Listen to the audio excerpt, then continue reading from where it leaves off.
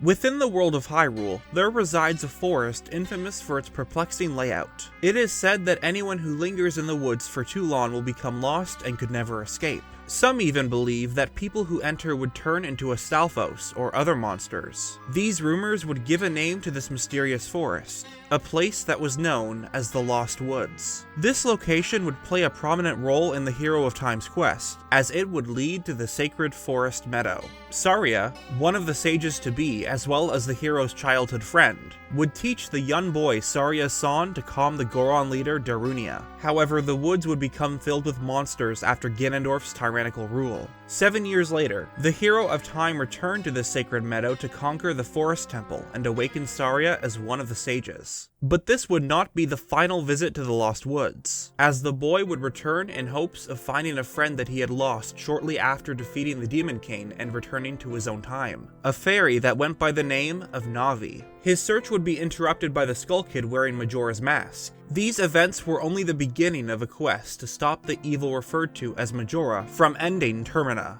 a world only accessible through an entrance within the Lost Woods. To prevent the land's destruction, 4 giants residing in the north, east, south, and west were freed from the masks of dungeon bosses, with the final confrontation taking place on the moon.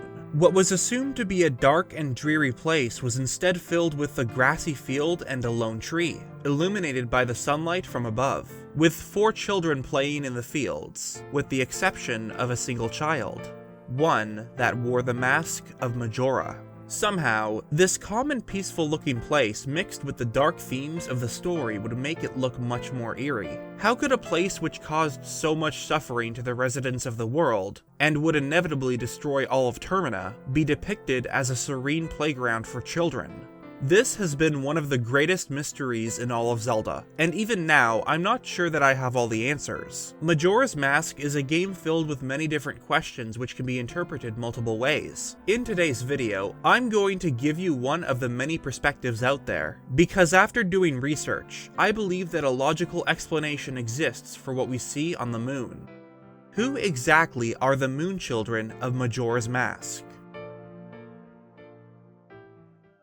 As previously mentioned, the strangest part about this isn't the Lunar children, but the place they reside in. It contrasts everything we've seen up to this point. It might even make you forget that this is supposed to be the moon. So why does it look like this? We don't see any signs of grassy fields when observing the moon's surface from below. First of all, it has to be said that this moon existed prior to Majora's appearance. Some question the origins of the celestial object, believing that it was created by the Skull Kid with the mask's powers. However, if we look in the text dump of the Nintendo 64 version of the game, and search for every moment the word moon is brought up, there are 2 different sections that can help us. The first one comes from Shikashi of the Astral Observatory. He paints a picture as to exactly how long the moon has been around.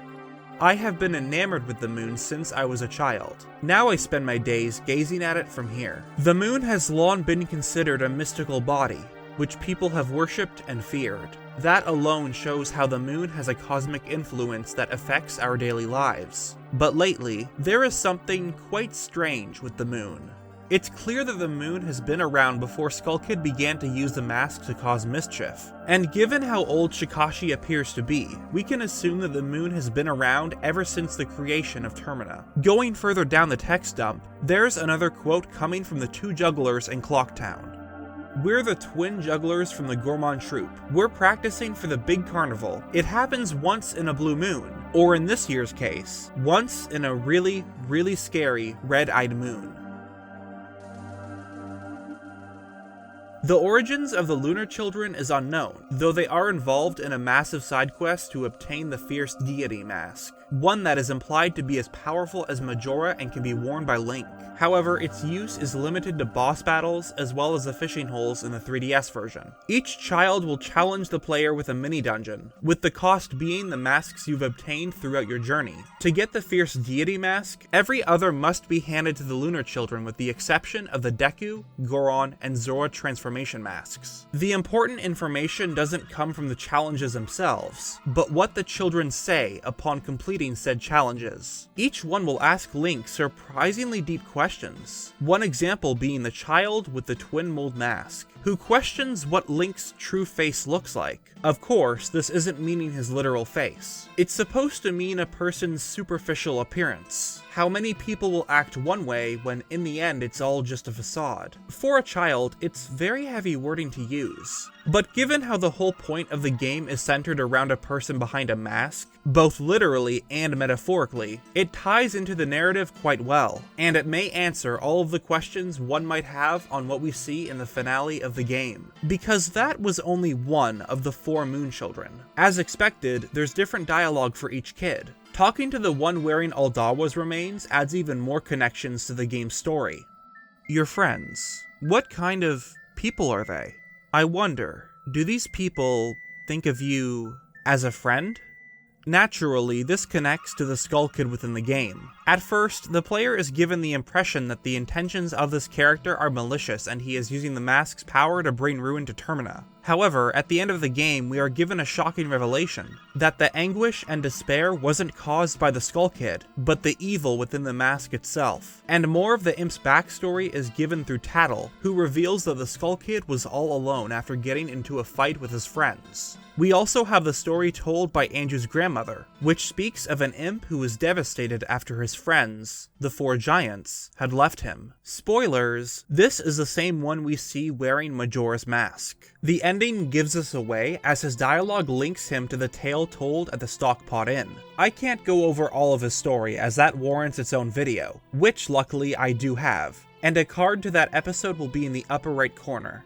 What is said by this child in particular is important because it links Skull Kid's memories to Majora. And this raises an interesting question. What if everything we see on the moon is the byproduct of memories that were corrupted or in contact with Majora? When we take a step back, a lot of what we see can be explained with this theory. Aside from that one quote in the mini-dungeon, there are 5 lunar children on the moon. 4 of them are running around and playing, while the one wearing Majora's mask is sitting curled up under the lone tree. It's clearly referencing the story of the imp and 4 giants, at least from the perspective of the Skull Kid. We find out in the ending that the giants had always looked at him as a friend, but since the imp was causing mischief and banished, he assumed that they had abandoned him. And while it's not an exact match, if you look closely, the child wearing Majora's mask is sitting against a tree, similar to the posture of Skull Kid when found by the fairies Tattle and Tail. It's obviously different, but both are conveying the same emotion: